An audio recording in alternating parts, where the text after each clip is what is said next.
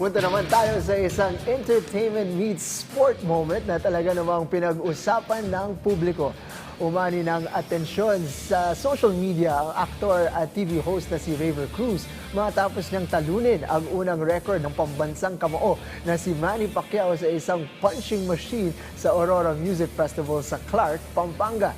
Nakuha ni Raver ang 859 points kumpara sa 782 points na unang naitala ng boxing legend. Ayon kay Raver, sobra ang kanyang kaba dahil idol niya ang unang gumamit ng punching machine pero masarap umano sa pakiramdam na magkaroon ng oportunidad na maipakita ang kanyang lakas na kung saan nalampasan pa umano nito ang naitalang record ng pambansang kamao.